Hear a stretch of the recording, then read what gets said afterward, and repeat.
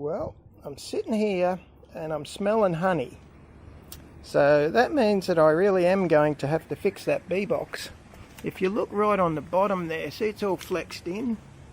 That board is completely rotted out. So I'm going to have to change that over with a complete hive inside. So that's going to be pretty interesting, and that's what we'll be doing today, folks. G'day folks, Andy here from McDowall Manor.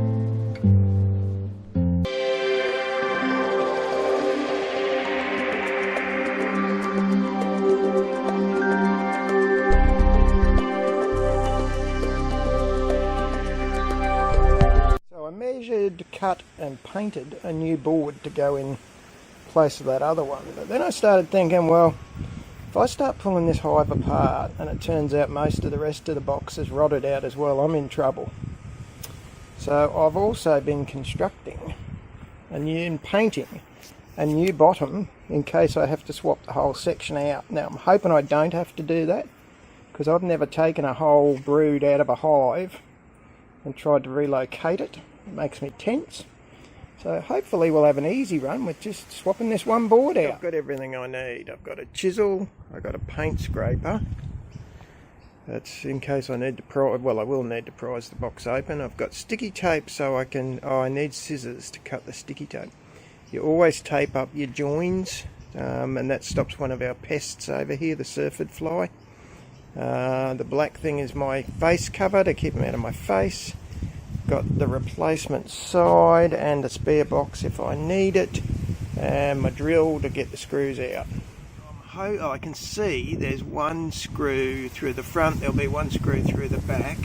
There's bound to be a screw in each bottom corner. Luckily I can actually turn this thing upside down. I'm not anxious to do that.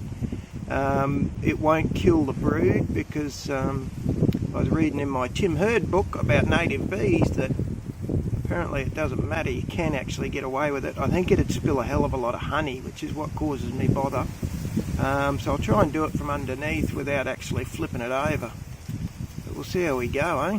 Well, in a change of plans, I thought if I open that box up, I've got to open that box up anyway.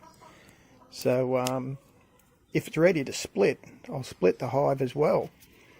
Since I'm in there and I'm looking, if it's not ready to split, I'll just put it back together again as best I can. Seemed to be a good answer, except it did delay me a bit while I had to whip out a couple of extra boxes. That's the centre one. So on top of that sits the honey pots, and below that sits the brood, the circular brood itself. This one's a bottom or a lid. Okay, so the game plan, we're actually a couple of days after I made the last clip. The game plan is going to be to take that hive over here, put it on that Lazy Susan, where I have all my equipment ready to go. We're going to open it up, have a look and see if it's ready to be split. If so, we'll put two top boxes on the top. We'll put that back in position, and then we'll try and attempt to fix the bottom one.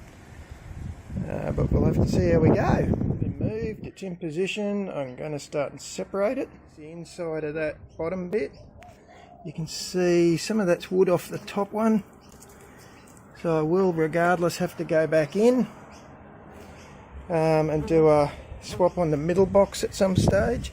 That one is now a complete hive with the new top on a new bottom. I'm going to try and pull that side bit out of there. And put it with the new top. That box has been taped up on the new join, but you can see they're very unimpressed about it. I'm still getting a bit swarmed.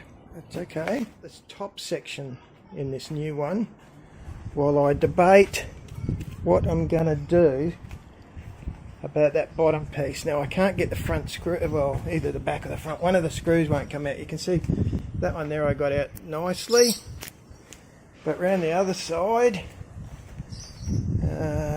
that one's not budging.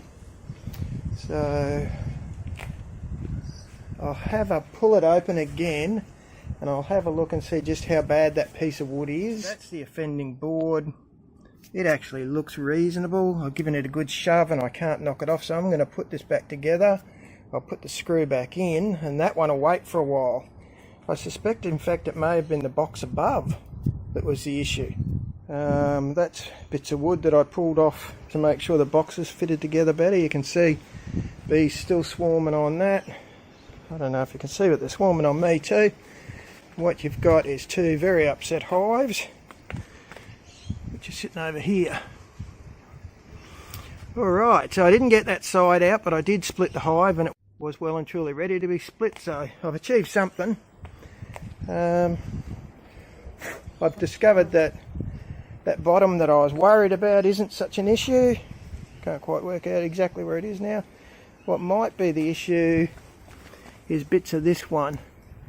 But I suspect the bees, I use plain clear sticky tape because the aim is I want the bees to see the light coming in, that way they'll seal it up from the inside, and it should still stop predators from the outside because it's got tape on it.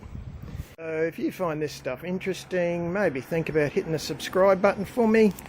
That'd be great, and if you want to know when I put a new video up, just hit the little bell as well. And don't be scared to leave a comment. Your comments are kind of what makes most of this worthwhile, you know, and I do try to answer every single comment I get. So that'd be nice if you could do that for me too. See ya.